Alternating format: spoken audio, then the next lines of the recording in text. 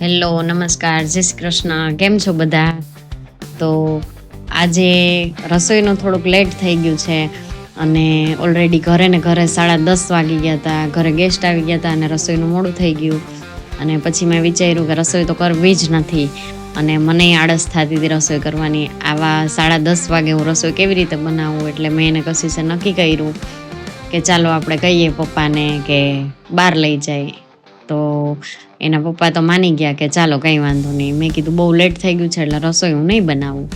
તો એણે કીધું કંઈ વાંધો નહીં. તો અમે જઈએ છીએ ફ્લેવર્સ રેસ્ટોરન્ટમાં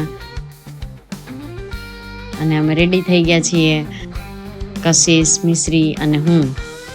એના પપ્પા તો ઓલરેડી રેડી જ હતા, બહારથી આવ્યા હતા એટલે. અને અમે ફટાફટ તૈયાર થઈ ગયા કે ના, અમારે બહાર જ જવું છે, ઘરે તો હું રસોઈ બનાવીશ નહીં. અને તમે જોઈ શકો છો અમે રેડી થઈ અને જવાની તૈયારી કરીએ છીએ. તો ચાલો અમારા ભેગા ફ્લેવર્સમાં.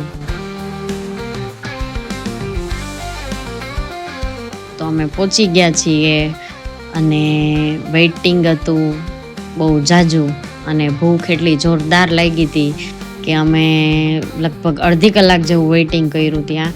અને અમારો વારો અમે ઘરે હતા ત્યારે જ અમે લખાવી દીધો હતો, પણ એમ છતાંય અમે ત્યાં ગયા પછી પણ અડધી કે પોણી કલાક સુધી બેઠા.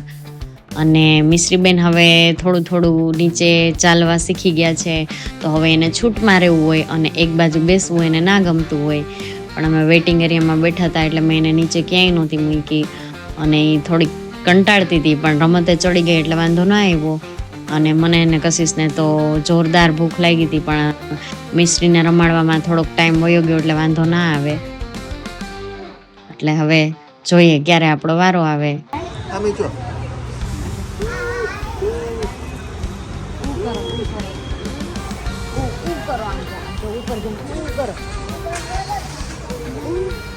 મિશ્રીના નવા રોજ નખરા બદલતા જાય છે. હવે જેમ મોટી થાય છે એમ અલગ અલગ જાતના અવાજ કાઢે છે મોઢામાંથી, બધું બોલવા જાય છે. અને મારે એને લાર્યું જે બાંધ્યું છે મેં એને લગભગ સવારથી જ 2 થી 3 વખત બદલાવવું પડે છે. અને કારણ કે એને જે દાંત આવે છે એને લીધે એને મારે બાંધી રાખવું પડે છે. અને હવે અમે અંદર જોવા માટે ગયા કે આપણો વારો ક્યારે આવશે, અંદર કેટલો ટ્રાફિક છે એમ. અને ટ્રાફિક તો ખરેખર ઘણો બધો હતો. અને વારો એ અમારો હજી અમે પૂછ્યું તો હજી પણ અમને 10 થી 15 મિનિટ કીધી વેઇટ કરવા માટે. અને મિશ્રી સચવાતી નહોતી ક્યાંય, એટલે આમથી આમ એને ગમે તેમ કરીને સાચવવાની કોશિશ અમે કરતા હતા.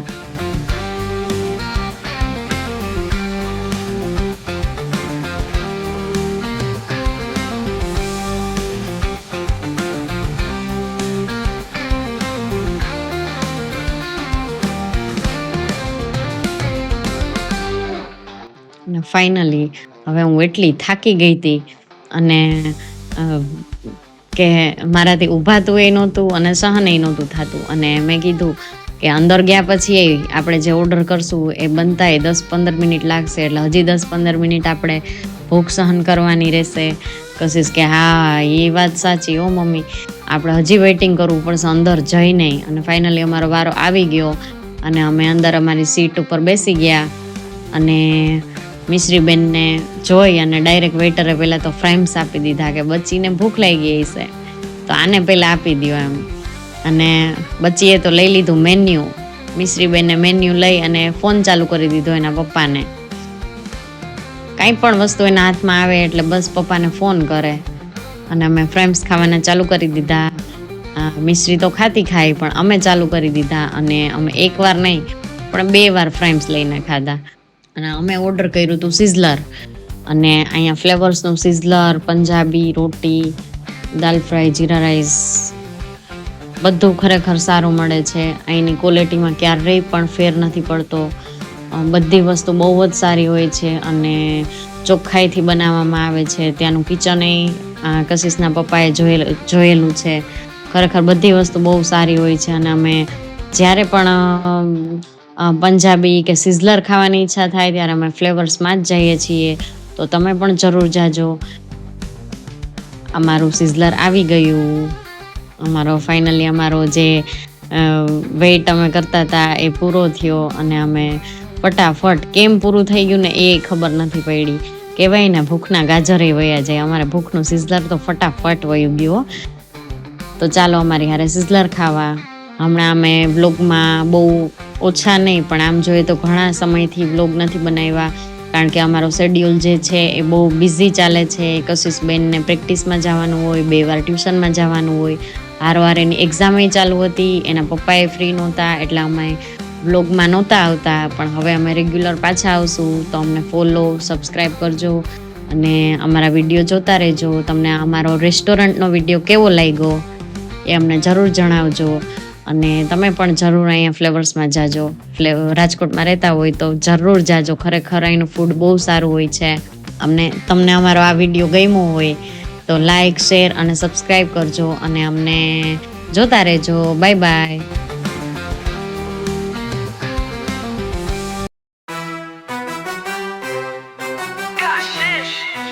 And Mish Revlog.